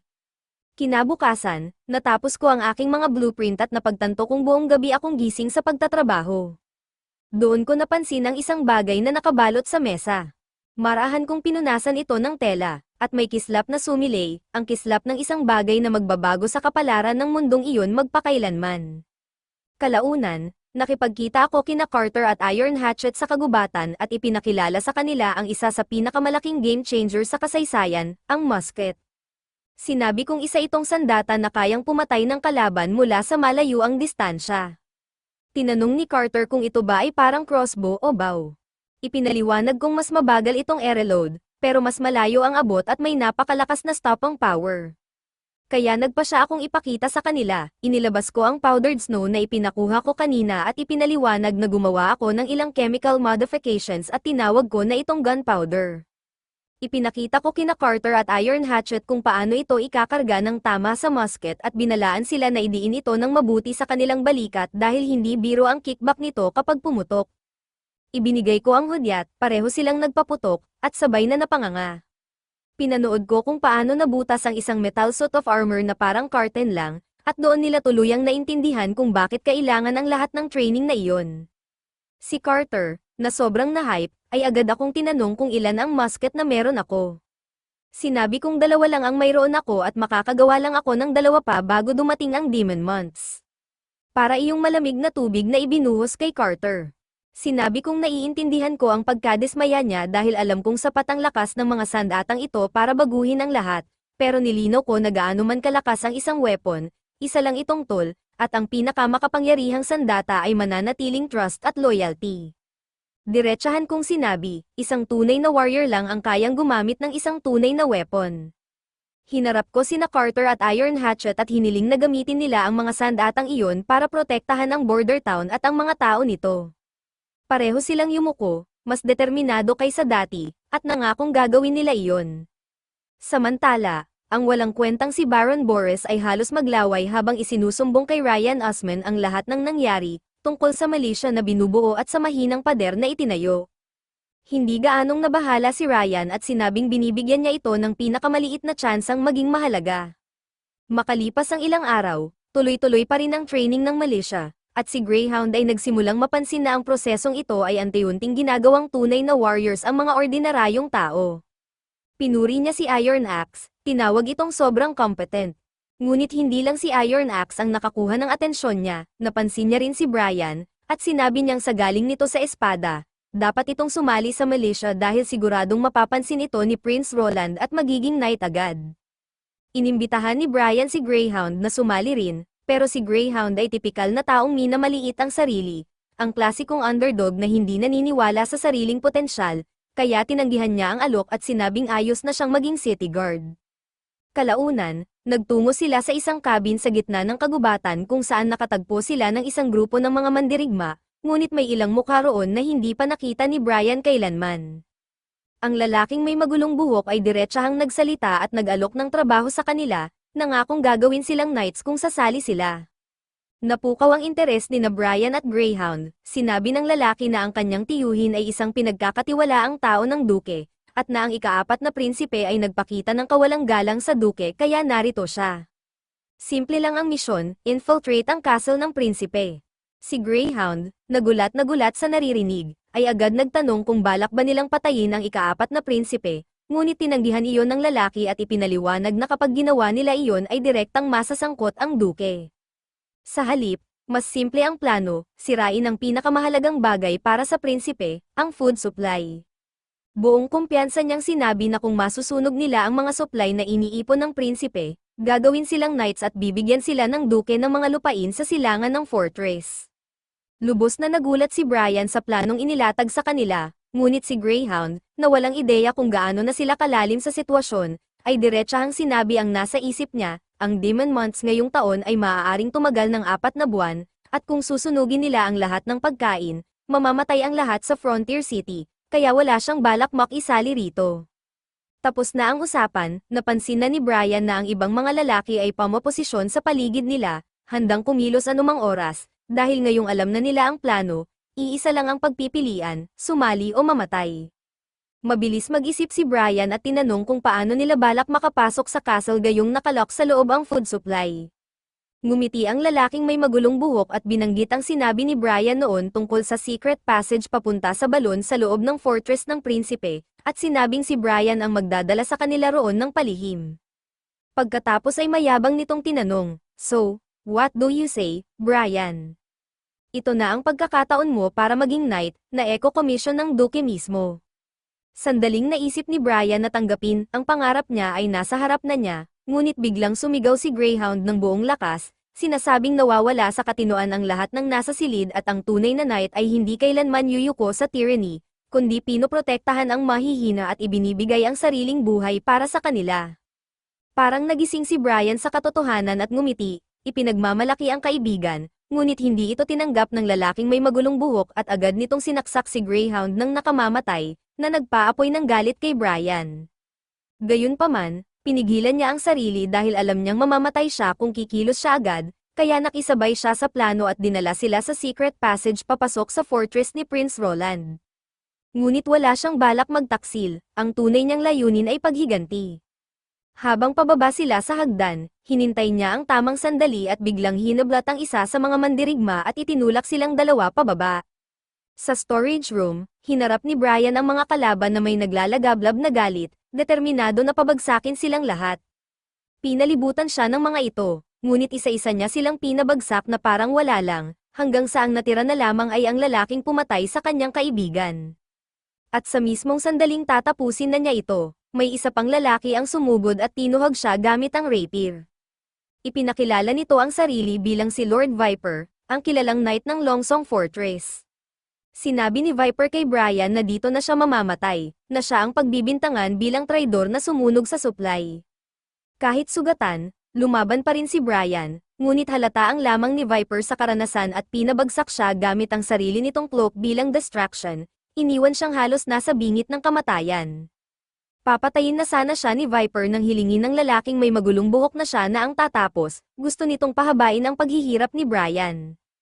Sa kanyang huling sandali, humingi ng tawad si Brian kay Greyhound dahil hindi niya naipaghiganti ito, at doon niya nakita si Nightingale mula sa malayo bago ito biglang naglaho. Saglit lang, muli itong lumitaw at sinabing masyado silang maingay sa loob ng bahay ng iba at hindi iyon magandang tingnan. Sinubukan ni Viper na gawin ang parehong galaw laban kay Nightingale, ngunit mas mabilis siya at pinunit ang braso nito bago pa man ito makareaksyon. Pagkatapos, si Nightingale, na may tingin kayang magdulot ng panginginig sa kahit sino, ay nagsabing, "Mga kasuklam-suklam na daga. Ilayo niyo ang marurumi niyong kamay sa nahuli ko," malinaw na tinutukoy si Roland. Kinabukasan, nagising si Brian at natagpuan ang sarili niyang kaharap ako. Sinubukan niyang ipaliwanag ang lahat ng nangyari, pero pinigilan ko siya at sinabing alam ko na ang buong kwento. Pinuri ko siya at sinabing isa na siyang bayani ng Frontier City. Pagkatapos, ako at ang lahat ng naroon ay yumuko bilang pasasalamat sa pagliligtas niya sa libu-libong buhay. Napaiyak si Brian at sinabing ang tunay na bayani ay ang kaibigan niyang si Greyhound. Sinabihan ko siyang magpahinga at nangakong bibigyan si Greyhound ng isang marangal na libing at sisiguraduhing aalagaan ang kanyang pamilya at hindi na sila mag-aalala sa pagkain. Tinanong ni Brian kung ano ang nangyari sa mga kriminal, at sinabi kong dalawa ang nahuli ng buhay, si Viper at si Brave Butcher, at malinaw kong sinabi na makukuha nila ang nararapat sa kanila.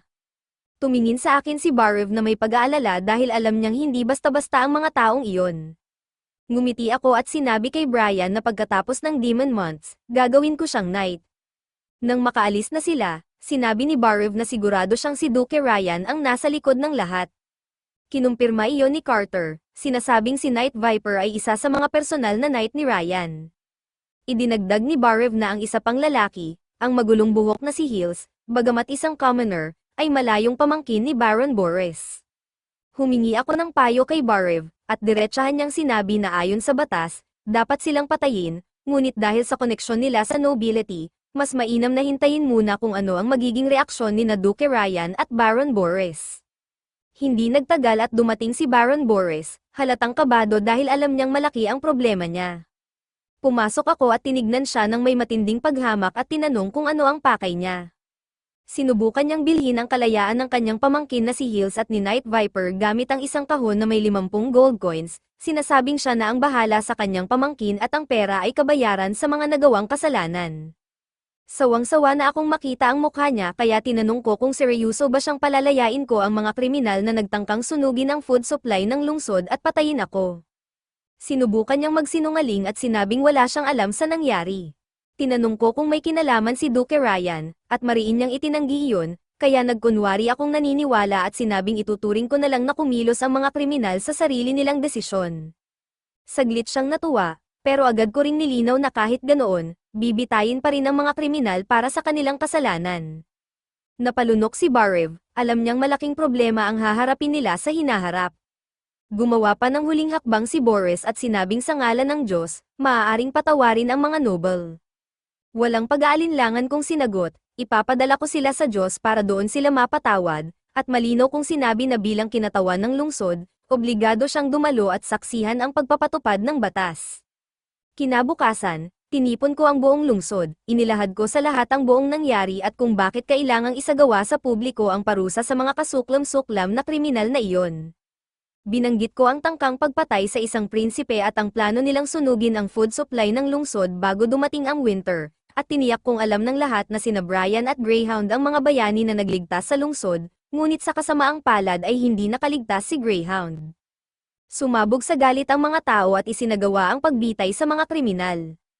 Kinagabihan, hinanap ko si Nightingale at nagpasalamat, sinasabing may utang na loob na ako sa kanya, ngunit binaliwala niya iyon at sinabing ang pagtulong sa akin ay parang pagtulong na rin sa sarili niya.